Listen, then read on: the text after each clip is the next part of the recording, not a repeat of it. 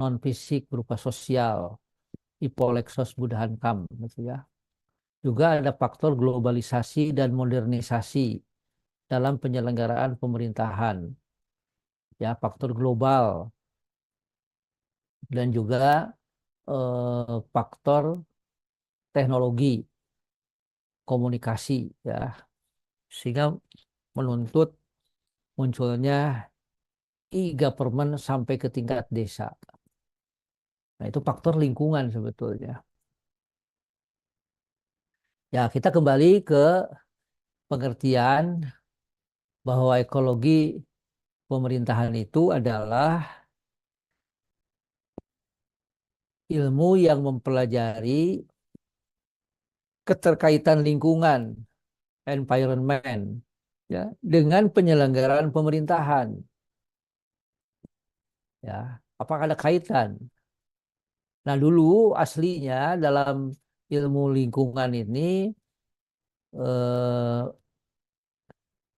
apa namanya? Ada aliran yang mengatakan manusia dengan alam itu berdiri masing-masing, tidak ada hubungan. Dan itu artinya ditentang. Banyak para ilmuwan tidak setuju. Lingkungan dengan manusia saja saling berkaitan, saling berhubungan. Sehingga muncul ada antropologi lingkungan. Antropos itu adalah manusia, manusia dan lingkungan. Bahwa manusia itu berinteraksi dengan budaya. Manusia dipengaruhi oleh budaya. Dan budaya pun diciptakan oleh manusia. Sehingga muncul di antropologi ada mata kuliah atau cabang ilmu antropologi lingkungan. Yang aslinya ilmu lingkungan itu dari biologi, ilmu biologi, ya. Jadi ya memang ilmu itu tumbuh dan berkembang. Jadi dari asli ilmu biologi muncul ilmu lingkungan, lingkungan hidup. Sehingga di Indonesia ada KLH, Kementerian Lingkungan Hidup. Ya, sehingga ada juga ekologi pemerintahan dan lain sebagainya. Dan ini saling berinteraksi, saling berhubungan. Nah, jadi kembali ekologi pemerintahan itu adalah ilmu yang mempelajari keterkaitan lingkungan dengan penyelenggaraan pemerintahan, baik pusat maupun daerah. Jadi di sini dijelaskan bagaimana dampak dari lingkungan hidup terhadap penyelenggaraan pemerintahan sebagai suatu sistem. Ya, lingkungannya seperti apa? Kayak Belanda, lingkungannya lain dengan Indonesia. Daerahnya di bawah laut, laut lebih tinggi daripada negaranya. Negaranya di bawah laut begitu. Sehingga perlu dibendung. Makanya ahli-ahli bendungan muncul dari Belanda. Ya, ya berbeda dengan daerah Timur Tengah yang lingkungannya padang pasir. Secara fisik ya sulit ditemukan tumbuh-tumbuhan. Tapi yang ada adalah padang. Padangnya juga padang pasir, bukan padang rumput. Ya, tapi bisa hidup dan lain sebagainya. Bisa tumbuh dan berkembang. Bahkan lebih makmur daripada Indonesia yang serba tumbuh. Kayu, tongkat pun bisa tumbuh di Indonesia itu. Saking subur-suburnya. Tapi kemiskinan jauh lebih banyak terjadi di Indonesia dibandingkan dengan negara di Timur Tengah, misalnya dengan Arab Saudi atau dengan Qatar misalnya. Nah, ini menarik untuk dikaji begitu, ya. Jadi di sini dijelaskan bagaimana dampak dari lingkungan hidup terhadap penyelenggaraan pemerintahan. Dengan situasi dan kondisi yang berbeda itu, harus bagaimana pemerintahan itu diselenggarakan. Dan sebaliknya, pengaruh penyelenggaraan pemerintahan, bagaimana pemerintahan itu diselenggarakan, bagaimana pemerintah membuat suatu kebijakan-kebijakan publik, untuk merubah situasi dan kondisi alias perbaikan atau perubahan terhadap lingkungan, ya. Sehingga di Timur Tengah sekarang juga yang tadinya aslinya daerahnya gersang, tapi sekarang sudah banyak taman-taman, hutan-hutan dibuat sedemikian rupa dengan kebijakan tertentu dan dengan teknologi tertentu untuk tempat-tempat tertentu bisa dibuat semacam hutan, semacam kebun dan sebagainya. Padahal tanahnya gersang. Nah, itu terjadi di Timur Tengah sekarang. Nah, berarti ini kebijakan pemerintah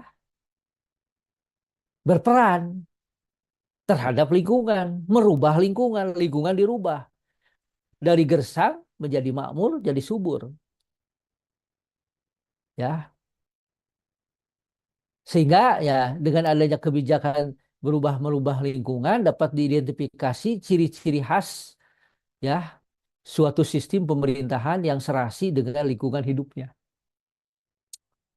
Nah, kita negara kesatuan misalnya. Apakah sudah cocok dengan lingkungannya? Negara kesatuan berbentuk republik, negaranya bentuknya dipimpin oleh seorang presiden, bukan monarki, bukan kerajaan. Apa betul sudah cocok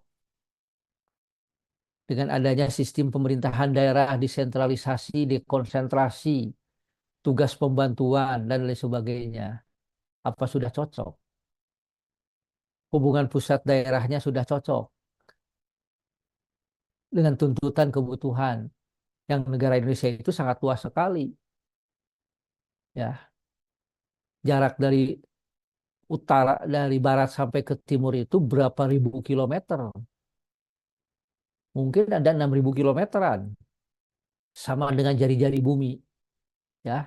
Dari Aceh sampai ke Papua itu mungkin ada 6.000 kilometer, ya. 6 kali Pulau Jawa panjangnya. Sama dengan jari-jari bumi. Jari-jari bumi itu 6.000 kilometer. Jari setengah bumi 12.000 kilometer. Betapa luasnya Indonesia, ya. Nah, ini bahan renungan, ya, renungan pemimpin sebetulnya, bukan renungan kita. Tapi karena kita juga calon pemimpin, tidak ada salahnya mencoba merenung, ya, ke depan. Apa sudah betul, ya, kita itu memutuskan sesuai dengan tuntutan lingkungan, kebutuhan lingkungan. Ya, jadi perubahan sosial fisik itu harus menimbulkan dinamika pemerintahan. Sebaliknya, dinamika pemerintahan dengan adanya perubahan kebijakan-kebijakan, kebijakan yang dibuat oleh pemerintah berubah-ubah,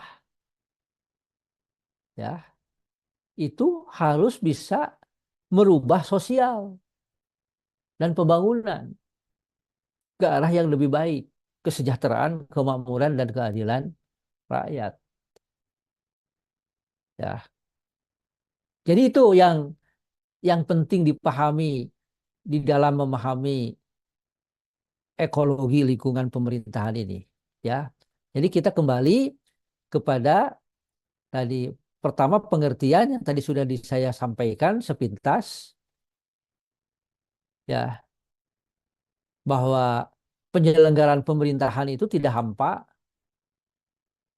ya, tapi dipengaruhi oleh lingkungan. Dan lingkungan pun bisa dipengaruhi oleh kebijakan-kebijakan pemerintah. Jadi kita itu bisa menyesuaikan diri dengan lingkungan. Jadi menyesuaikan diri dengan lingkungan berarti perubahannya perubahan pasif. Bisa lingkungan dirubah oleh kita, disulap sedemikian rupa. Berarti perubahannya perubahan aktif. Kita merubah situasi kondisinya, baik fisiknya maupun aspek non fisiknya, berupa budaya sosial, ya, budaya berpikir, ya, budaya ekonomi dan lain sebagainya. Ya, nah ini menarik ya untuk direnungkan dan ini bisa diterapkan kepada diri kita sendiri berbicara ekologi pemerintahan ini. Apakah kita mau menyesuaikan dengan lingkungan atau kita mau merubah lingkungan sesuai dengan pikiran kita atau sebanding? Kalau memang lingkungannya bagus ya kita menyesuaikan dengan lingkungan yang bagus itu. Kita cari lingkungan yang bagus, yang kondusif. Kalau kebetulan kita ada di lingkungan yang jelek, berarti kita harus aktif, kreatif, produktif sehingga bisa merubah suatu lingkungan. Ya, nah ini di antaranya pengertian standar dasar untuk memahami ekologi pemerintahan ini.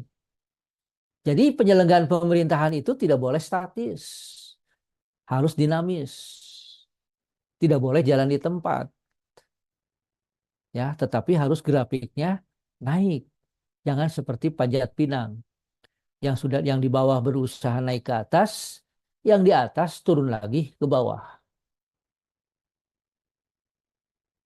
Oke, barangkali ada pertanyaan dulu, boleh sebelum dilanjutkan.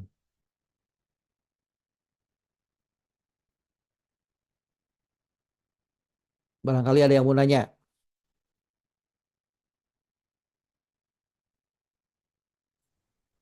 Prof, izin bertanya, Prof. Ya, silakan.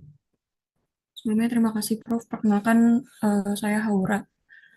Saya mau tanya, Prof. Tadi kan berkaitan dengan konsep ekologi ini akan saling mempengaruhi dengan penyelenggaraan pemerintahan ya, Prof. Ya, Nah, gimana kalau semisal justru mempengaruhi, tadi kan kata Prof, itu harus mempengaruhi ke arah lebih baik, ke arah kesejahteraan. Gimana kalau misalnya itu sebaliknya, Prof? Kayak justru kebijakan-kebijakan pemerintah ini malah apa ya, hanya untuk kepentingan-kepentingan pribadi gitu, Prof. Jadi kayak nggak fokus atau tidak melestarikan lingkungan itu sendiri, malah merugikan gitu, Prof. Itu gimana, Prof? Berarti dari konsep ekologinya. ya tentunya itu secara logika umum sudah salah, secara undang-undang sudah salah gitu, ya. Dan itu kebanyakan terjadi seperti itu. Kita itu merusak lingkungan kebanyakan, bukan membangun lingkungan. Padahal lingkungan itu harus dibangun. Yang positif terus ditumbuhkan positifnya sehingga menghasilkan sesuatu yang positif bagi kesejahteraan, kemakmuran dan keadilan rakyat, bahkan bagi lingkungan sekitarnya, negara tetangga misalnya. Yang negatif tentunya dibangun sedemikian rupa sehingga jadi positif. Itu seharusnya begitu. Bukan kita nebeng jadi parasit terhadap lingkungan. Nah, bangsa Indonesia pada umumnya jadi parasit terhadap lingkungan, merusak lingkungan untuk kepentingan pribadinya atau kelompoknya yang sifatnya sesaat dan merugikan pada umumnya umum, kepentingan umum. Itulah yang terjadi di Indonesia. Makanya tidak maju-maju. Ya coba Anda ikuti ya perkembangan sekarang di daerah di Qatar misalnya ya. Di Timur Tengah lah. Negara yang gersang-gersang itu sekarang. Lihat kondisinya. Sudah berubah lingkungannya. Kok bisa gitu ya. Dan arsiteknya bukan orang Arab, orang luar.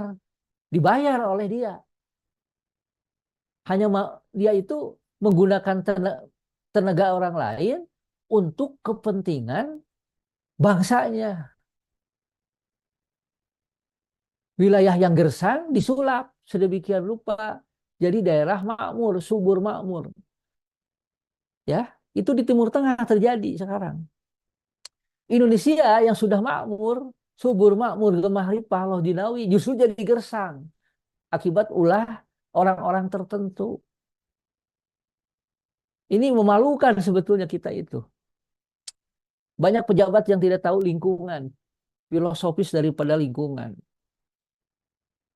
Ya, makanya ke depan nanti ada syarat-syarat. Saya mengemukakan beberapa gagasan, syarat-syarat pemimpin, baik itu bupati, wali kota, gubernur, sampai presiden, sesuai dengan tuntutan lingkungan. Ya, itu. Jadi jangan asal memimpin, lihat dulu lingkungannya. Lingkungannya seperti apa? Apakah lingkungannya pertanian, pertambangan, jasa, bisnis, atau apa? Sehingga bupatinya pun kalau memang lingkungannya lingkungan pertanian, potensi pertaniannya tinggi, ya tentunya bupatinya pun yang harus paham mengerti tentang pertanian. Sehingga bisa mengembangkan pertanian, bisa mengembangkan industri pertanian. Sehingga lestari terus pertanian itu tidak hilang dan bermanfaat bagi lingkungan sekitarnya. Ya karena tidak paham tentang lingkungan, mengabaikan konsep lingkungan, akhirnya Indonesia yang tadinya negara agraris menjadi negara impor terbesar sembako. Kebutuhan dasar aja kita mengimpor. Beras mengimpor, bawang mengimpor, tahu tempe, kacangnya mengimpor. Aneh, tapi nyata kan? Nah berarti ini pola pikir pemerintah tidak berwawasan lingkungan.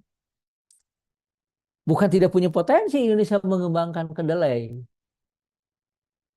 mengembangkan pangan, ketahanan pangan, beras, dan lain sebagainya. Ya, tetapi tidak bisa berkembang. Kenapa? Ya mungkin karena salah satu kita melihat dari aspek pemerintahan adalah kebijakan-kebijakannya yang salah tidak tepat. Begitu diantaranya. Silakan, gimana? Ya, baik, Prof. Terima kasih, Prof. Jawabannya. Berarti emang perlu ada apa ya, kayak pencerdasan juga ya untuk Ya, pemimpin. betul. Pemimpinnya yang tidak cerdas, licik pemimpin kita itu kebanyakan. Inginnya merusak, bukan melestarikan, membangun. Inginnya memetik dia itu, tidak mau menanam. Pemimpin kita itu kebanyakan. Padahal justru yang harus ditanamkan itu kita jiwa menanam. Jadi kita itu ya kayak saya punya saudara juga di kampung. Tanah ada tapi tidak pernah menanam.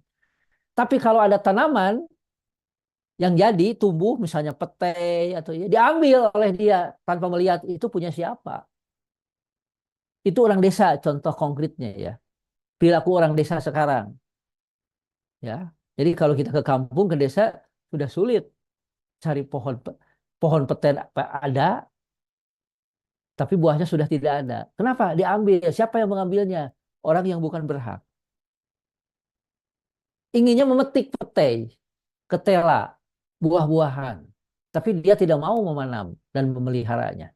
Padahal kalau mau bisa. Apa susahnya? Nanam petai, nanam mangga, nanam rambutan, nanam lengkeng. Tidak sulit itu. Tapi pada gak mau orang desa itu sekarang umumnya. Ada kalau gak, tidak itu boleh buktikan jalan-jalan ke desa.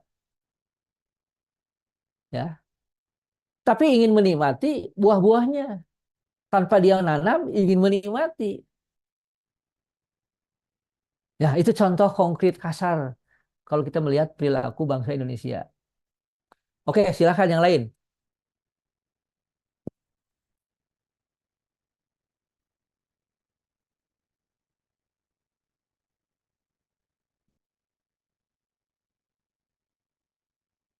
Ada lagi, silakan.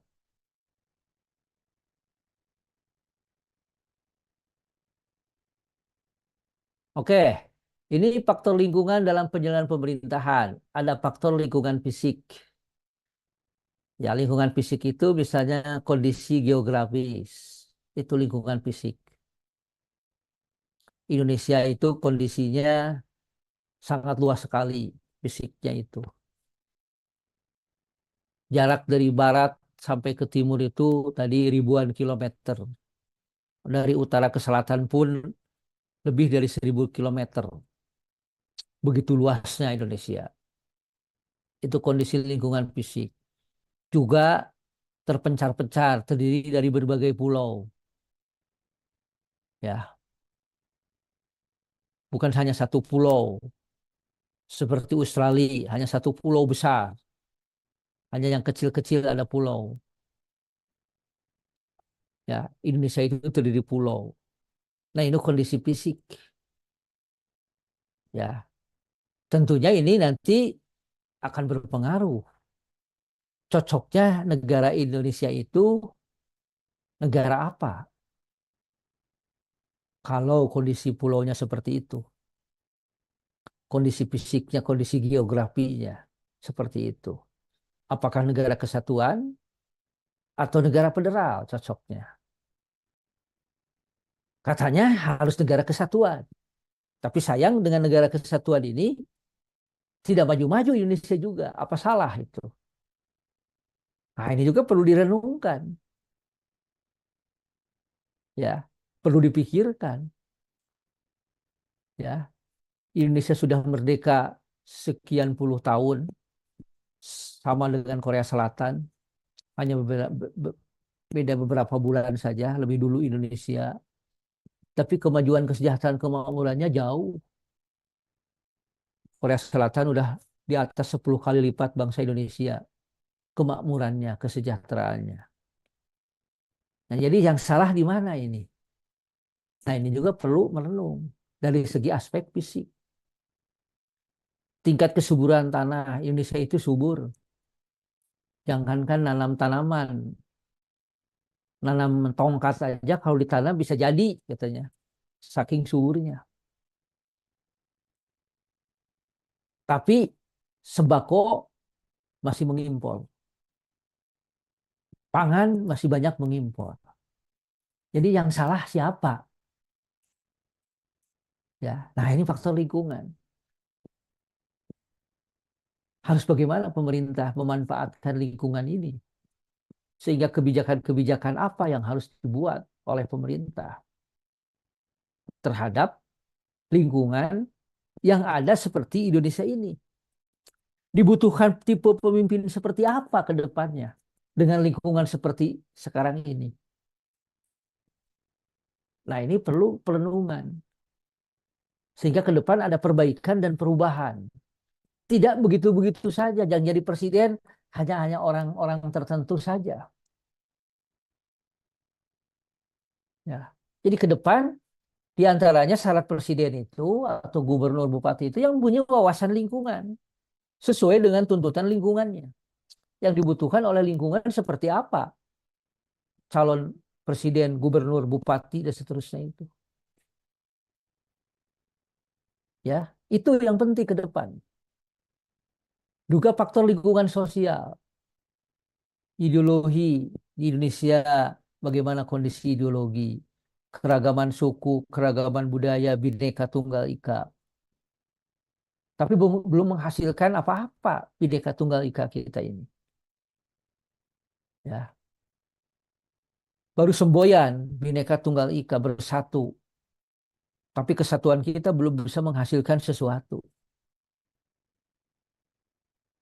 Kondisi sosial ekonomi kita seperti apa sekarang ini? Apa mungkin bisa meningkat, bisa menyamai Malaysia, melebihi Malaysia dan Thailand? Kita kalah kondisi ekonomi kita oleh Malaysia dan Thailand. Pendapatan per kapita kita masih di bawah Malaysia, di bawah Thailand.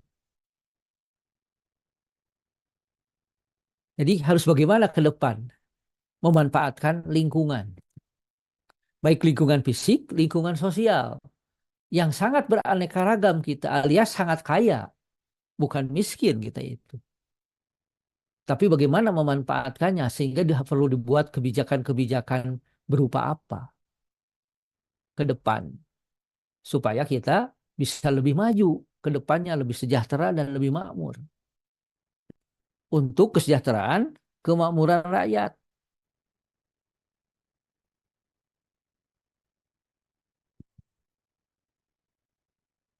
Nah, para pemimpin itu harus berpikir seperti itu ke depan. Ya, suatu contoh, ya, contohlah sederhana. Mungkin udah disampaikan, ya mungkin. Jadi dulu saya tahun 87 baca koran Merdeka ya. Waktu itu masih kuliah di S2 di UI. Kebetulan yang punya rumah langganannya koran Merdeka ya. Hurufnya huruf merah ya Merdeka. Masih ingat. Baca ada orang ahli kelautan nulis artikel ya di koran Merdeka itu. Dia menghitung tentang luas pantai yang ada di Indonesia. Ya, begitu luasnya pantainya saja, bukan lautannya, hanya pantainya. Kan tidak setiap laut pantainya jinak begitu bisa dimanfaatkan tidak. Ini yang bisa dimanfaatkan saja. Pantai yang ada di Indonesia yang memungkinkan bisa dikelola dengan teknologi yang sederhana, tidak terlalu canggih begitu. Dengan kondisi yang ada dihitung. Dan kalau pantai-pantai itu dimanfaatkan yang ada di Indonesia, pantainya saja, bukan lautan seluruhnya, bukan. Hanya pantainya saja, mungkin hanya kalau pantainya saja, hanya berapa persen dari lautan.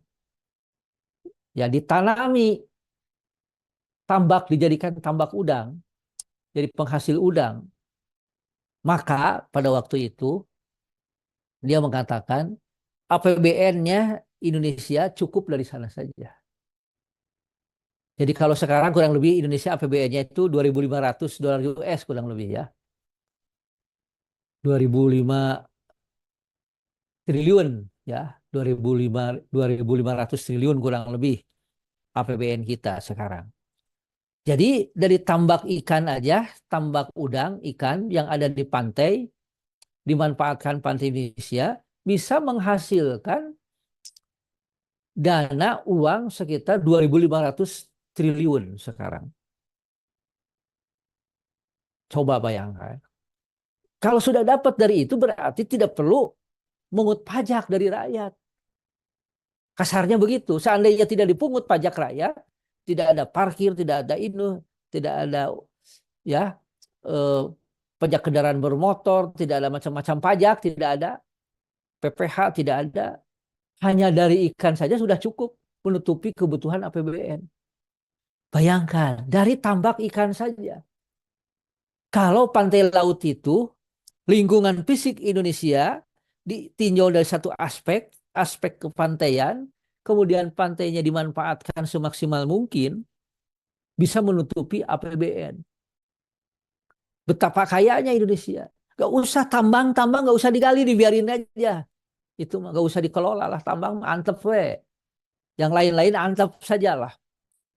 Gak usah kita ngomong ngobrak abrik pajak, BBM gak usah dinaikkan, gak usah itu. Udah, itu aja kelola. Cukup untuk APBN. Bayangkan, saking kayanya Indonesia. Lingkungan Indonesia begitu kaya. Tapi sayang tidak dikelola secara jauh dari maksimal. Ya, makanya ke depan pentingnya Menteri Kelautan itu yang hebat itu di sini. Ada Menteri Kelautan. Jadi karena Indonesia itu negaranya negara kelautan, maka penting adanya Menteri Kelautan yang hebat. Yang punya gagasan, yang punya ide untuk mengelola sehingga bisa dimanfaatkan secara maksimal untuk menutupi kebutuhan negara dan kesejahteraan kemakmuran rakyatnya. Sehingga rakyat tidak kekurangan gizi lagi karena banyak ikannya. Sekarang Indonesia yang banyak kekurangan gizi coba. Yang stunting aja sudah puluhan juta di Indonesia. Penyebab stunting adalah karena kekurangan gizi sejak dalam kandungan.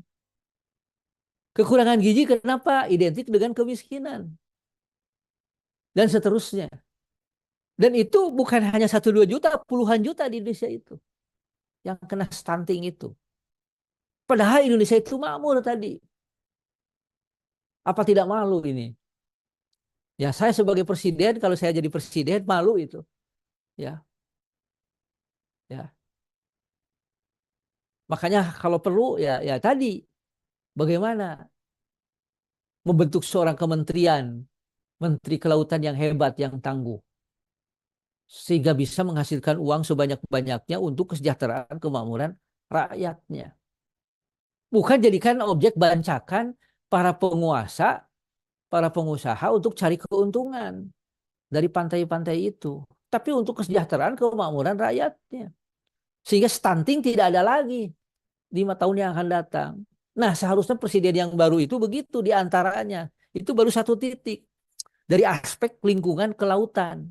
Aspek fisik Indonesia ditinjau dari segi ekologi pemerintahan. Sudah cukup itu. Kalau dikelola dengan baik. Ya, gak usah nyari-nyari yang lain. Kelola aja dengan baik tentang pantai di Indonesia. Oleh yang hebat-hebat, kumpulkan orang-orang hebat di Indonesia. Kalau kurang, undang arsitek-arsitek laut dari luar negeri untuk mengelola laut di Indonesia. Sehingga menghasilkan sesuatu untuk kesejahteraan kemakmuran rakyatnya. Persis kayak orang Timur Tengah. Orang Timur Tengah itu bodoh tapi pinter. Bodoh dalam arti tingkat teknologinya rendah. Orang Timur Tengah itu, orang Qatar. Ya, misalnya. Orang Emirat Arab itu bodoh. Ya, bukan orang hebat-hebat, bukan dokter hebat-hebat, ahli teknologi. Tapi pinter. Apa pinternya? Mau memanfaatkan orang asing untuk menggali kekayaannya demi kepentingan kesejahteraan rakyatnya. Sehingga bisa dikelola yang tadinya gersang menjadi subur makmur. Untuk siapa? Untuk kesejahteraan rakyatnya. Kok kenapa kalah oleh orang Timur Tengah? Jadi di Timur Tengah itu tidak ada orang Arab yang jadi tuan rumahnya sendiri, jadi tuan di tempatnya sendiri, bukan jadi pembantu. Kalau kita, orang kita jadi pembantu di negerinya sendiri, jigernya orang asing, arsiteknya orang asing, bosnya orang asing dan asing. Kita yang kalau orang Arab enggak begitu. Orang Arab yang jadi jigernya, jadi manajernya. Mereka itu bawahan pegawai, dikerjain dan digaji, dibayar oleh orang Arab untuk membuat A, B, C, dan D. Hasilnya untuk kesejahteraan mereka digaji. Orang Barat itu digaji. Gajinya berapa? Gak ada masalah. Gaji. Menghasilkan sesuatu untuk manfaat rakyatnya. Begitu yang saya tahu di kondisi di Timur Tengah. Ya, kita diserahkan ke orang asing kita itu. Akhirnya kita gigit jari, hanya nonton, hanya jadi pegawai, hanya jadi jongos, hanya jadi satpam, dan seterusnya. Yang punya orang asing dan asing. Ya, nah inilah yang menyedihkan di Indonesia. Karena tadi tidak paham aspek lingkungan. Jadi ke depan bagaimana lingkungan itu dikuasai. Baik fisik maupun non fisik tadi. Dari segi fisik hanya satu titik saya bicara tadi. Yaitu tentang pantai.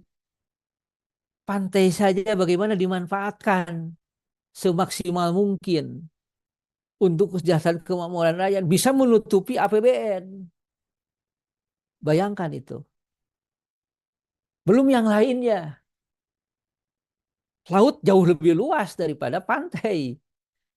Ya, pantai itu hanya sebagian kecil dari lautan. Dimanfaatkan dan tidak akan habis-habis ya ikan itu. Kalau habis bisa ditanam lagi, beda dengan tambang. Tambang emas besar sebesar apapun kalau terus diambil akan habis suatu saat. Tambang timah, tambang nikel akan habis, digali terus. Tapi kalau ikan nggak akan habis, tinggal tanam lagi aja kalau habis. Ya, setahun 2 tahun sudah tumbuh lagi. Kalau ikan, kan habis-habisnya. Kenapa itu nggak dikembangkan maksud saya? Ya, ya. Kenapa tidak diperkuat Kementerian Kelautan? Ya, dikelola untuk kesejahteraan kemakmuran rakyat sehingga masyarakat paling tidak ya bisa tidak kekurangan gizi aja. Gizinya masyarakat terpenuhi, proteinnya terpenuhi karena semua makan ikan. Dan ikan itu termasuk mahal. Ya, ikan laut itu, seafood itu termasuk mahal, termasuk mewah. Coba Anda juga mampu nggak setiap minggu makan di seafood di Bandung? nggak akan mampu saking mahalnya. Padahal kalau dikelola baik mungkin bisa murah, ya, tidak mahal itu. Akhirnya akibat murah, terjangkau, gizinya tinggi, tidak akan kekurangan protein. Rakyat kecil pun bisa makan sipun. Sekarang jangankan rakyat kecil, saya sendiri tidak mampu tiap hari makan sipun. Paling sebulan sekali makan sipun.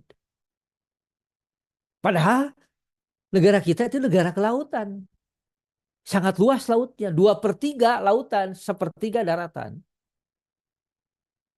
Ya. Dan ikan itu terus tumbuh berkembang tiap hari.